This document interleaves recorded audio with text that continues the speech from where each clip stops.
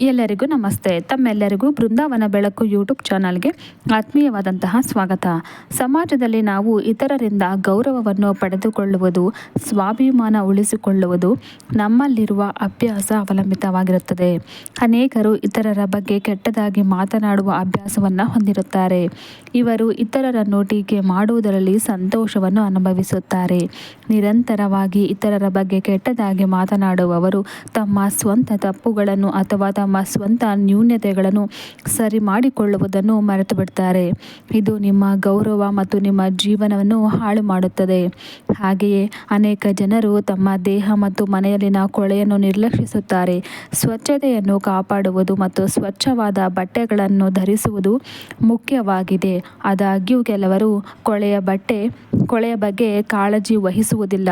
ಅವರು ತಮ್ಮ ಮನೆಯನ್ನು ಅಶುದ್ಧವಾಗಿ ಇಟ್ಟುಕೊಂಡಿರುತ್ತಾರೆ, ಸ್ವಚ್ಛಗೊಳಿಸುವುದಿಲ್ಲ, ನಿರ್ಲಕ್ಷ್ಯವನ್ನು ಹೊಂದಿರುತ್ತಾರೆ. ಇದು ನಿಮ್ಮ ಜೀವನವನ್ನು ಹಾಳು ಮಾಡುವುದಲ್ಲದೆ ಹಣದ ಸಮಸ್ಯೆಗೆ ದಾರಿ ಮಾಡಿಕೊಡುತ್ತದೆ. ಅಲಕ್ಷ್ಮಿಯು ನಿಮ್ಮ ಮನೆಯಲ್ಲಿ ವಾಸ ಮಾಡುತ್ತಾಳೆ. ಅಷ್ಟೇ ಅಲ್ಲದೆ ಪ್ರತಿ ಕೆಲಸದಲ್ಲಿ ಸೋಮಾರಿಯಾಗಿರುವವರು ಯಾವುದೇ ಕೆಲಸ ವಹಿಸಿದರೂ ಸರಿಯಾಗಿ ನಿರ್ವಹಿಸುವುದಿಲ್ಲ. ಇಂತಹ ಜನರು ತಮ್ಮ ಜೀವನವನ್ನು ಎಂದಿಗೂ ಯಶಸ್ವಿಗೊಳಿಸಿಕೊಳ್ಳುವುದಿಲ್ಲ. ಅವರು ತಮ್ಮ ಪ್ರತಿ ಕೆಲಸವನ್ನು ಬಾಕಿ ಉಳಿಸಿಕೊಂಡಿರುತ್ತಾರೆ. ಇಂತಹವರ ಜೀವನ ತಾವೇ ಹಾಳು ಮಾಡಿಕೊಳ್ಳುತ್ತಾರೆ. ಜಿಪುಣತನ, ಹಣದ ದುರಾಸೆಯ ಜನರನ್ನು ಯಾರೂ ಕೂಡ ಗೌರವಿಸುವುದಿಲ್ಲ. ದುರಾಸೆ ಒಂದು ಶಾಪ ಅಂತ ಹೇಳಲಾಗುತ್ತೆ. ಇಂತಹ ಜನರು ಸ್ವತಃ ಉತ್ತಮ ಜೀವನವನ್ನು ನಡೆಸಲು ಮತ್ತು ಅವರ ಕುಟುಂಬಗಳಿಗೆ ಉತ್ತಮ ಜೀವನ ಒದಗಿಸುವುದಕ್ಕೆ ಸಾಧ್ಯವಾಗುವುದಿಲ್ಲ. ಹಣದ ಸಮಸ್ಯೆಯನ್ನು ಎದುರಿಸಬೇಕಾಗುತ್ತದೆ.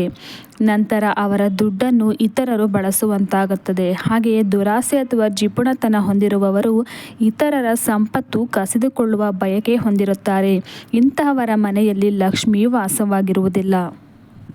ಅಷ್ಟೇ ಅಲ್ಲದೆ ಅನೇಕ ಜನರು ಎಲ್ಲೆಂದರಲ್ಲೂ ನಕಾರಾತ್ಮಕತೆಯ ಭಾವನೆಯನ್ನು ಇಟ್ಟುಕೊಂಡಿರ್ತಾರೆ.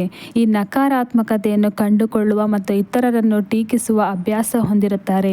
ಇಂತಹ ಜನರಲ್ಲಿ ಹಲವರು ಕಠಿಣ, ಕೆಟ್ಟ ಅಥವಾ ಅಹಿತಕರ ಪದಗಳನ್ನು ಬಳಕೆ ಮಾಡ್ತಾ ಇರ್ತಾರೆ. ಯಾರು ತಮ್ಮ ಮನೆಯಲ್ಲಿ ನಕಾರಾತ್ಮಕ ಶಬ್ದಗಳನ್ನು ಬಳಸುತ್ತಾರೋ, ಹೆಣ್ಣು ಮಕ್ಕಳಿಗೆ ಗೌರವವನ್ನು ನೀಡುವುದಿಲ್ಲವೋ ಅಂತಹವರ ಮನೆಯಲ್ಲಿ ಲಕ್ಷ್ಮಿ ವಾಸವಾಗುವುದಿಲ್ಲ. ನಕಾರಾತ್ಮಕವಾಗಿ ಯೋಚಿಸುವ ಮತ್ತು ಮಾತನಾಡುವ ಅಭ್ಯಾಸ ಹೊಂದಿರುವ ಜನರನ್ನು ಯಾರೂ ಕೂಡ ನಂಬುವುದಿಲ್ಲ. ಇಂತಹ ಅಭ್ಯಾಸವುಳ್ಳ ಜನರಿಂದ ಎಲ್ಲರೂ ಅಂಥವರಿಂದ ದೂರ ಇರಲು ಇಷ್ಟಪಡುತ್ತಾರೆ. ಇತರರ ಸುತ್ತಲೂ ನಕಾರಾತ್ಮಕತೆಯೇ ಇರುತ್ತದೆ. ಇಂಥವರ ಮನೆಯಲ್ಲಿ ಲಕ್ಷ್ಮಿ ವಾಸವಾಗುವುದಿಲ್ಲ.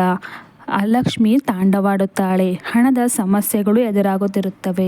ಕುಟುಂಬದಲ್ಲಿ ಕಲಹಗಳು ಏರ್ಪಡುತ್ತವೆ. ಆದ್ದರಿಂದ ಕೈಲಾದಷ್ಟು ದಾನ, ಪೂಜೆ, ಪುನಸ್ಕಾರಗಳನ್ನು ಮಾಡಬೇಕು. ಮನೆಯನ್ನು ಸ್ವಚ್ಛವಾಗಿ ಇಟ್ಟುಕೊಳ್ಳಬೇಕು. ಮಾತಿನಲ್ಲಿ ಸ್ವಚ್ಛತೆ ಇರಬೇಕು. ಈ ಒಂದು ಮಾಹಿತಿ ನಿಮಗೆ ಇಷ್ಟ ಆಗಿದ್ದರೆ ನನ್ನ ವಿಡಿಯೋಗೆ ಲೈಕ್ ಮಾಡಿ, ಶೇರ್ ಮಾಡಿ. ಧನ್ಯವಾದಗಳು.